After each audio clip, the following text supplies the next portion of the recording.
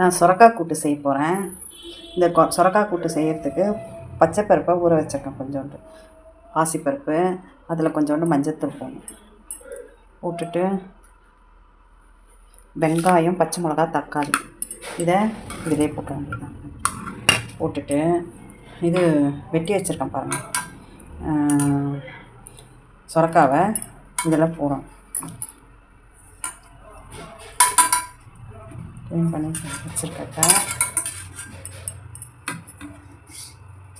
சுரக்காவை போட்டுட்டு இப்போ தேவையான உப்பு போட்டு இது விசில் போட்டு எடுக்கணும். எடுத்துகிட்ட பிறகு எப்படி செய்யறதுன்னு சொல்லுங்கள். இதில் ஒரு சீக்ரெட்டும் இருக்குது. இதை பாருங்கள், குக்கரில் போட்டு வேக வச்சுருக்கேன். நீங்கள் அந்த சீக்ரெட்டை பார்க்கணுன்னா இது பழைய காலத்துலேயும் செய்வாங்க. சுரக்காய் ரொம்ப உடம்புக்கு நல்லது. அதில் நிறைய டயாலிசிஸ் பேஷண்ட்லாம் நம்ம உடம்புக்கு ஒரு நாள் சுரக்காவோ, அதாவது கர்ப்பிணி பெண்ணுக்கு கூட அந்த நீர் இறங்கணும்னு சொல்லிட்டு சுரக்காலாம் யூஸ் பண்ணிக்குவாங்க. சுரக்காவை சேர்க்கேன் ஃப்ரெண்ட்ஸ். வாரத்தில் மாதத்தில் ஒரு தடவையாவது பசங்களுக்கு பிடிச்ச மாதிரி சுரக்காய் தோசை, சுரக்காய் அந்த மாதிரி ஏதாவது வேறு புதுசாக. இப்போ நான் அடுத்தது உங்களுக்கு சுரக்காய் தோசையும் சுட்டு காமிக்கிறேன் எப்படி செய்யறதுன்னு. சரிங்க ஃப்ரெண்ட், போட்டு வச்சுருக்கேன் பாருங்கள். இந்த சீக்ரெட்டு இந்த மலாட்டை தான் ஃப்ரெண்ட்ஸ். இந்த மலாட்டையை வறுத்து லைட்டாக பொடி பண்ணி சுரக்காய் கூட்டில் போட்டால் சூப்பராக இருக்கும் ஃப்ரெண்ட்ஸ்.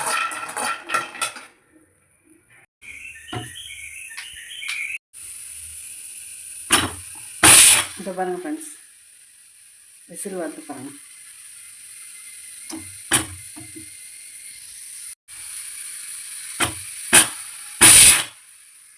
பாருங்கள், மலாட்டையை வறுத்து பொடி பண்ணி வச்சுருக்கேன். இதை எப்படி சேர்க்கணும்னு சொல்கிறேன் ஃப்ரெண்ட்ஸ். கூட்டு இப்போ நல்லா வெந்துருச்சு. பருப்பு போட்டு நல்லா வச்சிருச்சு. இப்போ நம்ம தாளிப்போம். காய் போட்டாச்சு ஃப்ரெண்ட்ஸ். இப்போ எண்ணெய், மலாட்டெண்ணெய் தான் யூஸ் பண்ணுவோம் நாங்கள். ஒரு ஸ்பூன் ஊற்றிட்டு கடுகு உளுத்தம் பருப்பு,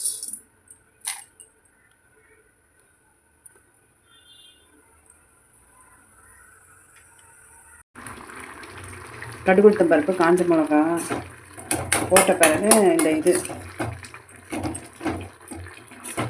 நம்ம வேக வச்சா இந்த இதை நம்ம போட்டு வேக வச்சா அந்த சுரக்காவை போட்டுக்கினேன். தேவையான தேங்காய் போட்டுக்கணும்.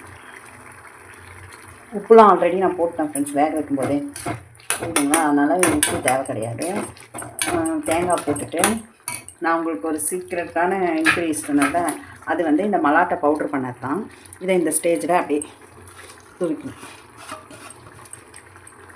கூட்டு அவ்வளோ டேஸ்ட்டாக இருக்கும் ஃப்ரெண்ட்ஸ். இந்த மாதிரி மலாட்டை போட்டு நம்ம செய்யறதுனால செம ருசி இருக்கும், டேஸ்ட் இருக்கும். பசங்கள்லாம் சாதத்துக்கு கூட போட்டு சாப்பிட்லாம். இது உடம்புக்கும் நல்லது.